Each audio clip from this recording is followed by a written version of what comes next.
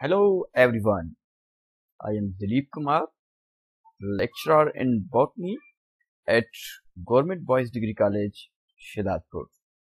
Today we will learn about the light independent reaction. It is also called dark reaction because it does not require light energy. It was first discovered by Kelvin with his co-worker Benson. So this reaction is also known as Kelvin-Benson cycle. This reaction is occur in those type of plant. Their first stable product is 3-carbon glycerate 3-phosphate. So this cycle is also called C3 cycle. This cycle is also known as reductive pentose cycle. Reductive because the carbon dioxide is reduced and pentose, the pentose sugar is ribulose is regenerated in this cycle. So let's discuss in detail. Light reaction, chapter number 3, topic number 3, part 2. It is the second reaction of photosynthesis, in which carbon dioxide is fixed and converted into sugar. Carbon dioxide इसमें fix होती है और convert होती है किसमें? Sugar में. Light independent reaction does not require light energy directly. Therefore, it is generally termed as dark reaction. इसमें light की जरूरत नहीं होती, इसलिए इसको डार्क रिएक्शन कहते हैं. इट रिक्वायर्स, इसमें अगर लाइट की जरूरत नहीं होती तो इसमें किसकी जरूरत होती है? रिएक्शन को चलाने के लिए इसमें जरूरत होती है एटीपी और NADPH की. ये एटीपी और NADPH हमें कहां से मिले थे? हमें मिले थे लाइट रिएक्शन में से, जो कि अब यहाँ पे यूज हो रहे हैं. अगर आप इस फिगर में देखेंगे तो एटीपी और NADPH हमें मिले थे लाइट रिएक्शन में से. यहाँ पे कार्बन डाइऑक्साइड केल्विन साइकिल में फिक्स होगी और एटीपी और NADPH यूज होंगे और जो हमें आउटपुट मिलेगा वो ग्लूकोज मिलेगा. During this cycle, carbon dioxide reduced to triose phosphate. जो G3P हमें मिलता है, जिसको ट्रायोज शुगर कहते हैं. ट्रायोज इसलिए कि इसमें 3 कार्बन होते हैं. इसको फास्फोग्लाइसरल अल्डिहाइड कहते हैं या डाइहाइड्रो एसीटोन फास्फेट भी कहते हैं. ये दोनों इंटर कन्वर्टेबल हैं एक दूसरे के साथ और ये नेक्स्ट पाथवे में चले जाते हैं, जिसमें से हमें स्टार्च मिलता है, जिसको पाथवे टू कार्बोहाइड्रेट कहते हैं. हमें स्टार्च मिलता है. और अगर साइटोसोल में चले जाएंगे तो हमें सक्रोज मिलेगा. Type of plant in which first stable product is glycerate 3-phosphate, जिसको हम PGA कह रहे हैं, कंटेन 3 कार्बन, जिनमें के फर्स्ट स्टेबल प्रोडक्ट ग्लाइसरेट 3-phosphate होती है, जिसमें के 3 कार्बन के मॉलिक्यूल होते हैं. इन प्लांट्स को हम C3 प्लांट्स कहते हैं और जिनमें ये साइकिल हो रही होती है इसको C3 साइकिल कहते हैं. डार्क रिएक्शन में 13 मेन रिएक्शन होते हैं जो कि कैटेलाइज होते हैं. 11 एंजाइम इसको कैटेलाइज करते हैं. इसके 3 फेजेस हैं. डार्क रिएक्शन के 3 फेजेस हैं। नंबर 1 कार्बोऑक्सीलेशन और carbon fixation, number 2 reduction and number 3 is regeneration. तो अब हम इनको डिटेल में समझने की कोशिश करते हैं। कार्बोऑक्सीलेशन और carbon fixation is a first and की रिएक्शन। इस रिएक्शन में carbon dioxide plus ribulose bisphosphate react करते हैं। रिएक्शन से पहले हमें ये देखना है कि ये जो कार्बन है, कार्बन डाइऑक्साइड, इसमें कार्बन कितनी है? इसमें एक कार्बन है, एक मॉलिक्यूल में एक कार्बन है। ये जो राइबुलोज बिसफॉस्फेट है, इसके एक मॉलिक्यूल में 5 कार्बन मौजूद हैं।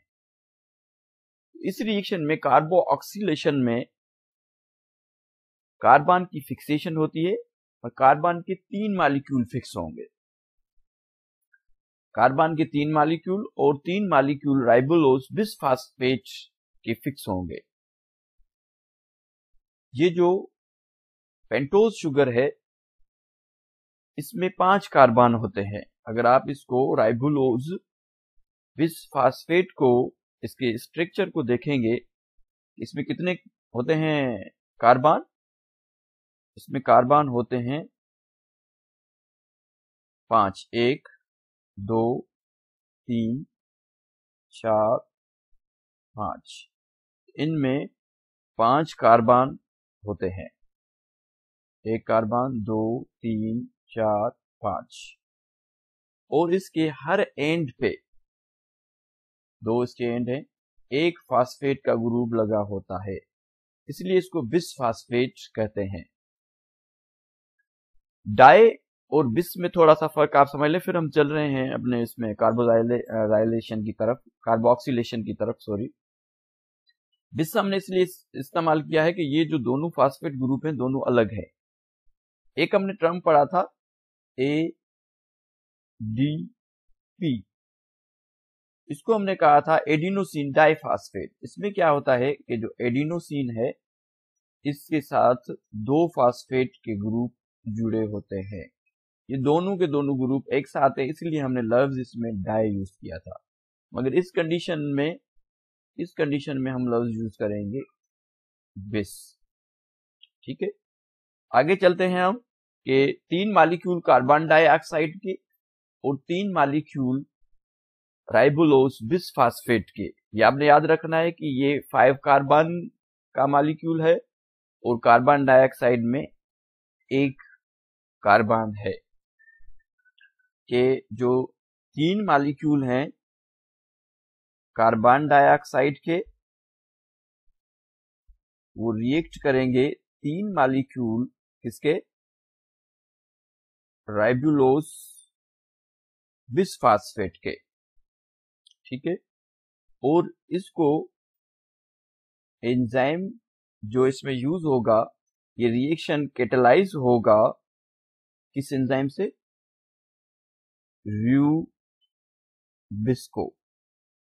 र्यूबिस्को एंजाइम इसको कैटेलाइज करेगा।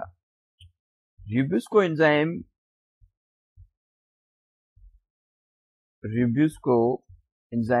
अगर इस रिएक्शन में ऐड करेगा क्या? कार्बन डाइऑक्साइड, तो अब हम इसको कहेंगे कि ये काम कर रहा है क्या? कार्बोऑक्सीलेस। इस फंक्शन को हम क्या कहेंगे? कार्बोऑक्सीलेस।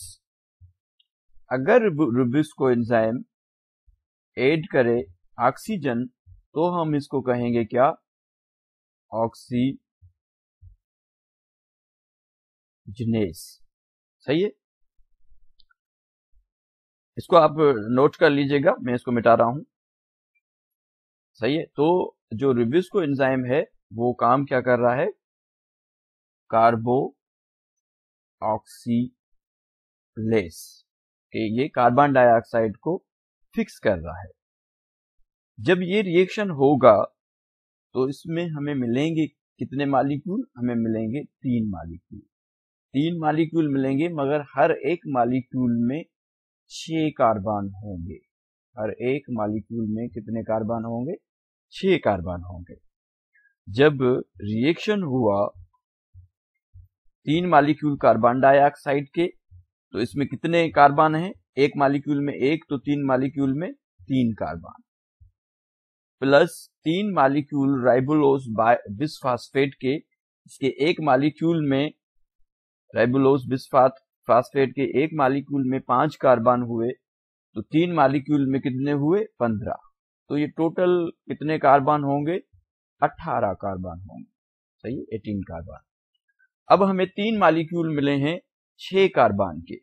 अगर इनको हम देखें तो कितने मिले हैं? 3 मॉलिक्यूल में कितने कार्बन है? 1, 2, 3, 4, 5, 6।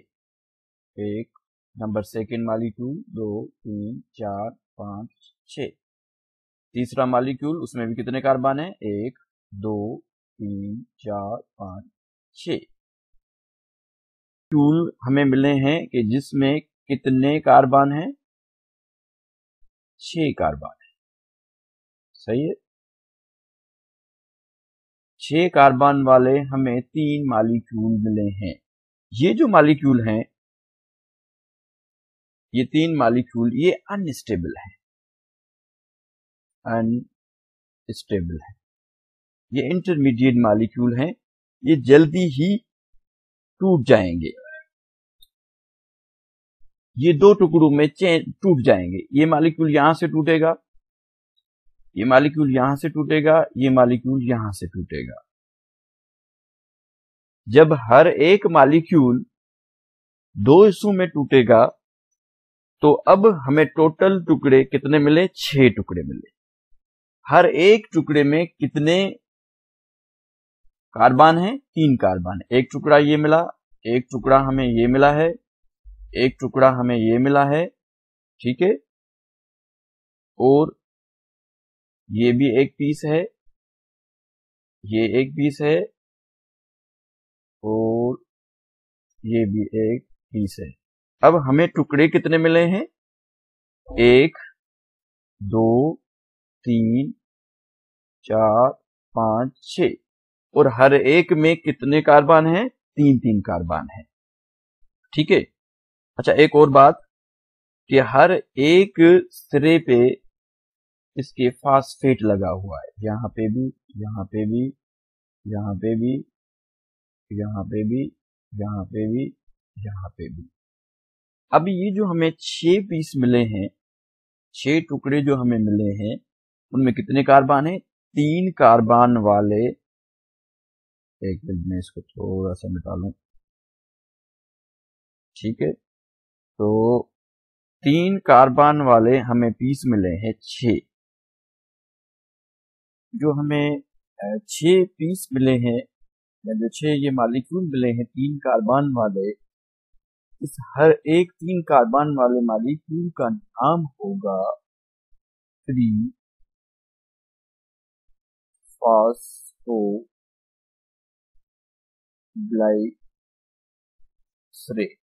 3 फॉस्फोग्लाइसरेट। अब इसका नाम क्या होगा? 3 फॉस्फोग्लाइसरेट। 3 इसलिए क्योंकि ये जो फास्फेट ग्रुप है वो कार्बन नंबर 3 पे है, इसलिए इसको हम 3 फास्फेट कहेंगे। ये जो हमें 6 मॉलिक्यूल मिले हैं 3 फॉस्फोग्लाइसरेट, इनको अब हम देखेंगे जो केल्विन की साइकिल है कि उसमें ये कहाँ पे हो रहे हैं।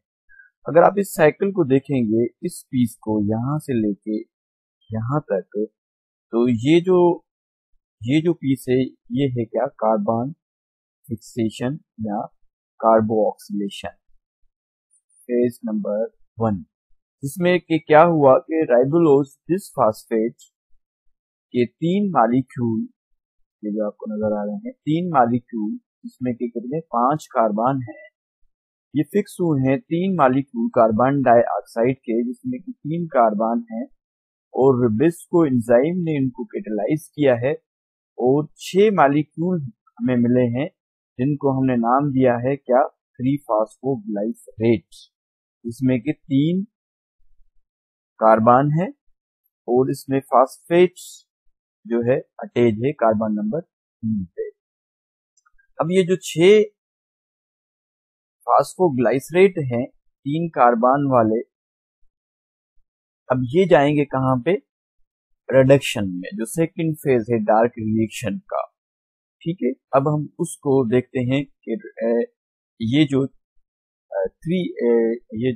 6 GPA है, 3-फॉस्फोग्लाइसरेट है, ये किस तरीके से रिड्यूस होके G3P बनाते हैं। जी नंबर सेकंड जो स्टेप है वो है reduction.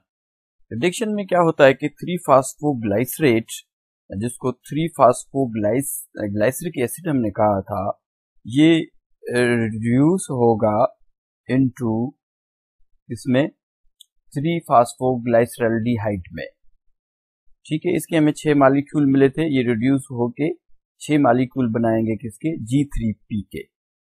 It occurs in 2 step, ये 2 स्टेप में होगा। नंबर 1 स्टेप, इसमें क्या होगा कि जो 6 मॉलिक्यूल हैं किसके, 3PGA के, ये रिएक्ट करेंगे 6 मॉलिक्यूल ऑफ ATP के साथ और ये बनाएंगे क्या, इसके नतीजे में, इसके रिजल्ट में हमें क्या मिलेगा, हमें मिलेंगे 6 मॉलिक्यूल किसके, 6 मॉलिक्यूल हमें मिलेंगे किसके, 1,3-बिसफॉस्फोग्लाइसरेट, हमें मिलेंगे 6 मॉलिक्यूल 1,3-बिसफॉस्फोग्लाइसरेट।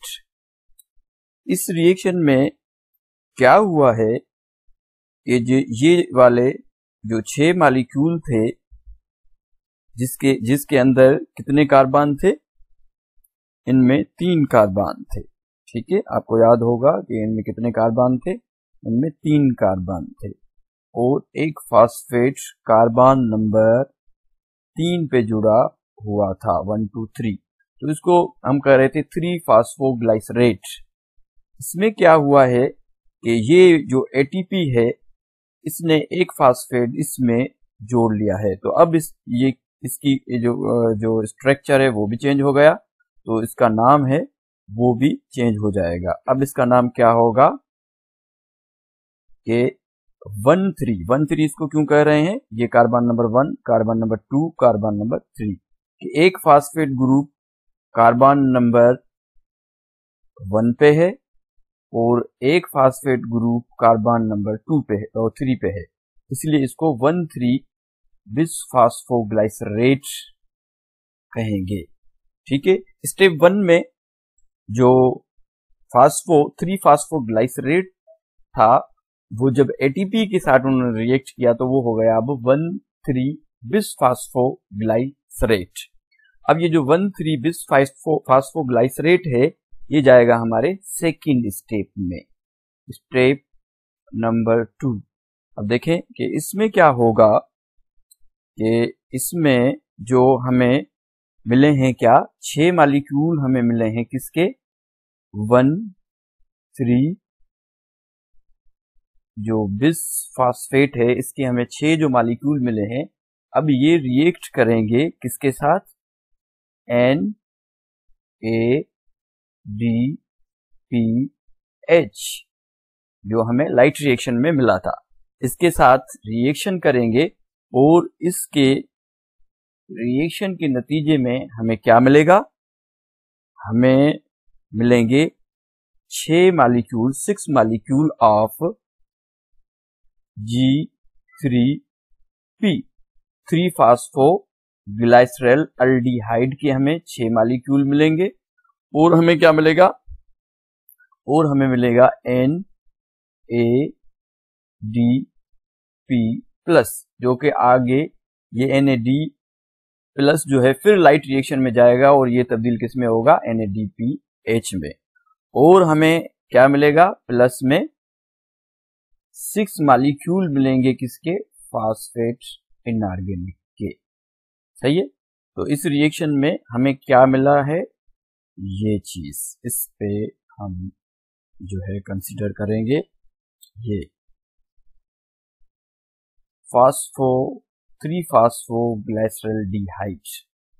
3-फॉस्फोग्लाइसरल्डिहाइड हमें 2 स्टेप मिल गए हैं। कितने मिले हैं, 6 मॉलिक्यूल हमें मिले हैं। अगर आप इसको फिगर को देखेंगे तो ये वाला जो पोर्शन है ये हमारा सेकंड फेज है, जिसको हमने क्या कहा था, रिडक्शन फेज। ये जो 6 मॉलिक्यूल हमें मिले थे फास्फोग्लाइसरेट के, उन्होंने सबसे पहले रिएक्ट किया किसके साथ, 6 मॉलिक्यूल एटीपी के साथ, और एटीपी जो है ये चेंज हो गए किसमें, एडीपी में, और इन्होंने क्या बनाया, 1,3-फास्फोग्लाइसरेट के कितने मॉलिक्यूल बनाए, इन्होंने 6 मॉलिक्यूल बनाए।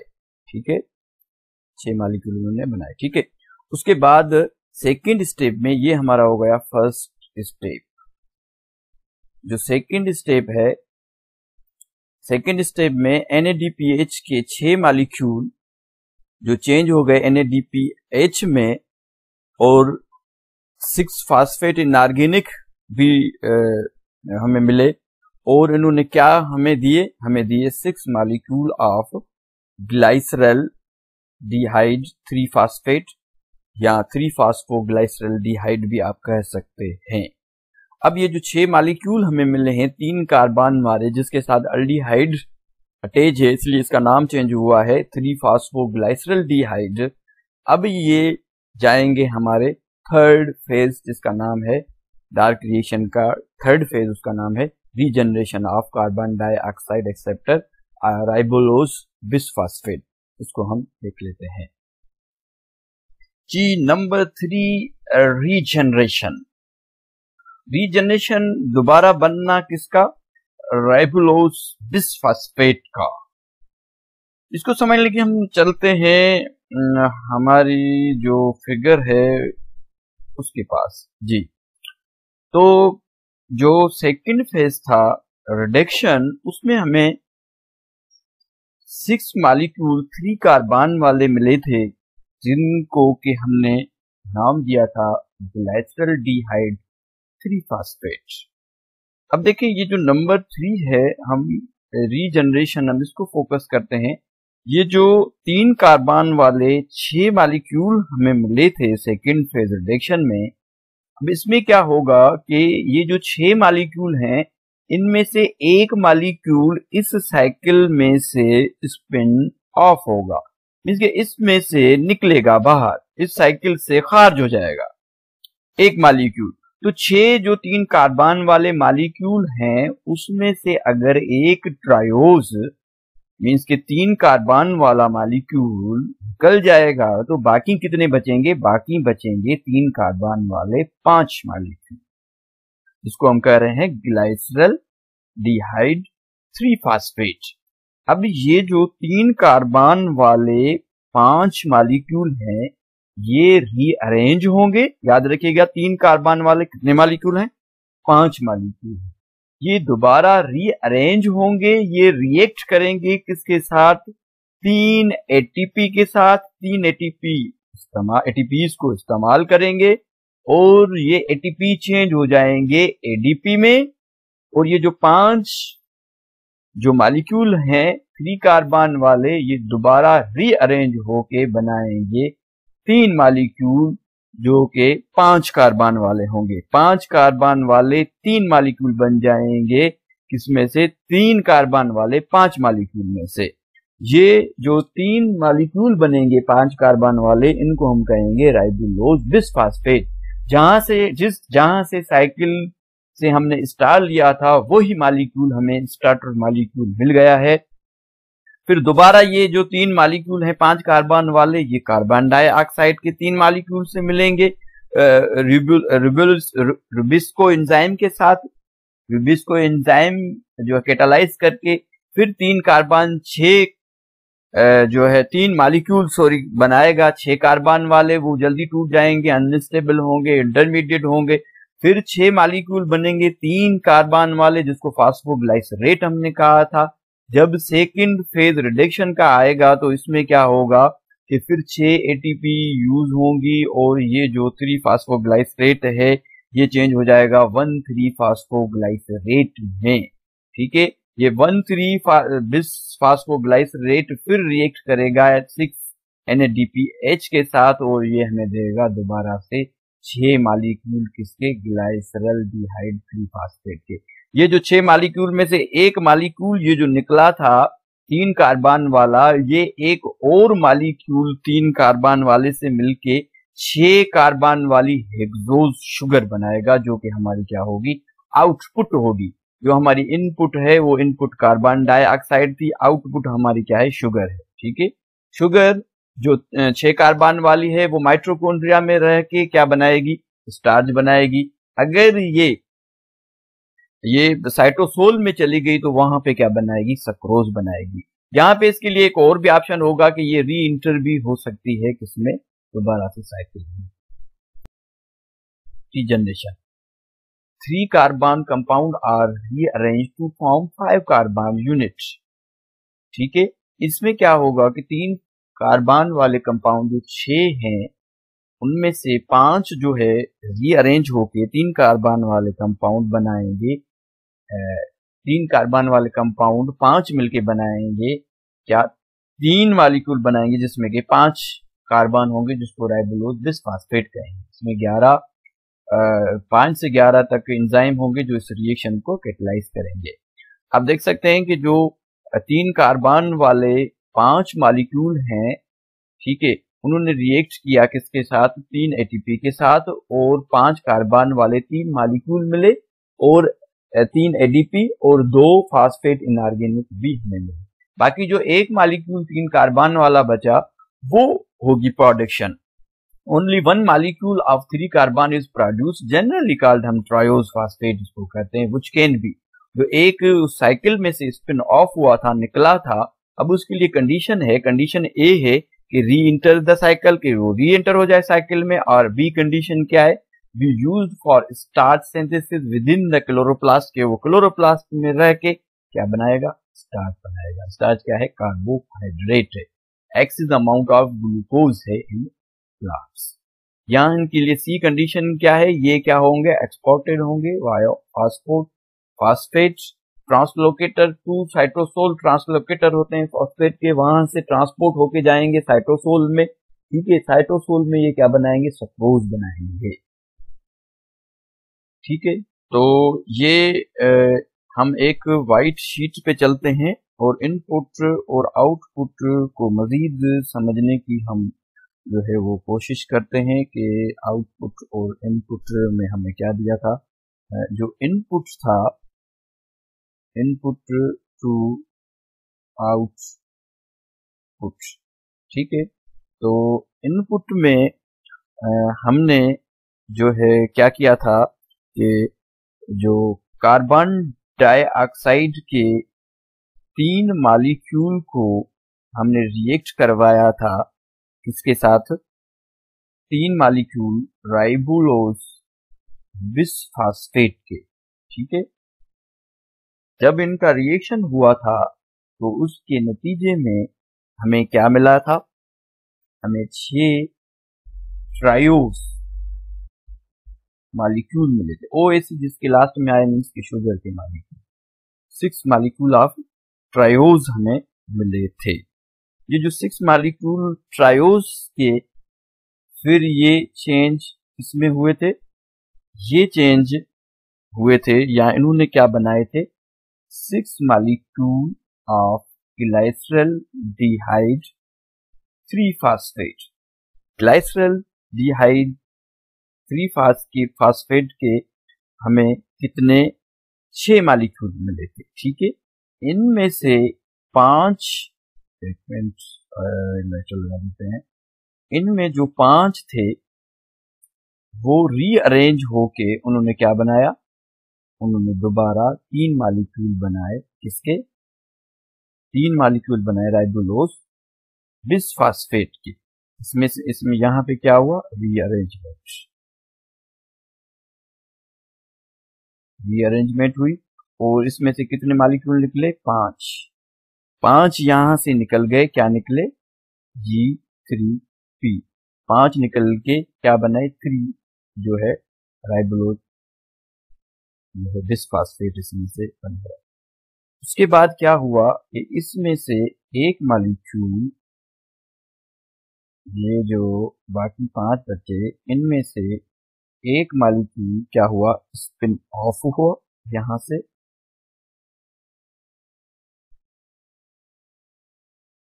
स्पिन ऑफ हुआ, ठीक है। वो कौन सा मॉलिक्यूल है जो स्पिन ऑफ हुआ था? ये P, ठीक है। इसको हम ट्रायोज शुगर कह रहे हैं। अब ये जो ट्रायोज शुगर है, ये एक और ट्रायोज शुगर के साथ मिलके ये बनाएगा क्या? शुगर। हम ग्लूकोज लिख लेते हैं, ठीक है। ये क्या बनाएगा? ये बनाएगा ग्लूकोज। ठीक। उसके बाद क्या होगा कि ये जो ग्लूकोज है, ये जो ग्लूकोज बनी है, ठीक है, या तो ये क्लोरोप्लास्ट में रह के ये जो मॉलिक्यूल बना है, ये इसके लिए कंडीशन है, मैं आपको पहले बता लिया कि ये जो है यहाँ तो री इंटर होगा, ठीक है। अच्छा, यहाँ से ये 3GP है, यहाँ से जो मॉलिक्यूल निकल रहे हैं ये 3GP, इसमें से कुछ मॉलिक्यूल जो है वो बनाएंगे क्या? Dihydro acetone phosphate. ये दोनों जो है क्या है? ये इंटर कन्वर्टेबल है, ठीक है। ये दोनों इंटर कन्वर्टेबल है। अब ये जो ग्लूकोज है, ये ग्लूकोज जब 2 मॉलिक्यूल ट्रायोज मिलेंगे तो ये ग्लूकोज बन जाएगी। ये हमारा हो गया क्या? आउटपुट। ये उसमें क्लोरोप्लास्ट में रह के क्या बनाएगा? स्टार्च बनाएगा, या तो फिर ये क्या बनाएगा? साइटोसोल में ये बनाएगा सक्रोज बनाएगा, ठीक है। ये हमारी इनपुट है। कलर चेंज कर लेते हैं। ये हमारी क्या थी? ये हमारी थी इनपुट, और ये हमारी जो ग्लूकोज है ये है क्या? Output. This is all about the dark reaction. मुझे उम्मीद है कि आपको डार्क रिएक्शन समझ में आया होगा। Thank you. एक मॉलिक्यूल G3P के बनने के लिए इस साइकिल में, जो ये केल्विन साइकिल है, इसने जो कंज्यूम की है, जो कंजप्शन हुई है एटीपी की, तो इसमें एक मॉलिक्यूल के बनने के लिए इसमें ये याद आपने रखना है कि 9 एटीपी यूज हुए हैं। कितने? 9 एटीपी यूज हुए हैं एक जो है ग्लाइसरल डिहाइड 3 फास्फेट बनने के लिए, और जो NADPH यूज हुए हैं वो कितने हुए? 6 इस्तेमाल हुए हैं।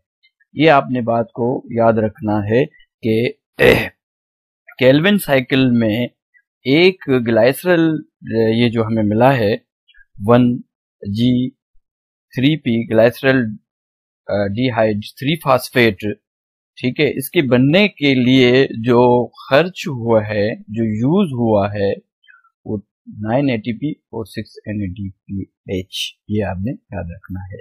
नेक्स्ट हमारा इंशाल्लाह ताला जो टॉपिक होगा वो alternative mechanism of carbon fixation in hot and at climate में हमारे नेक्स्ट वीडियो में इंशाल्लाह ताला हम डिस्कस करेंगे।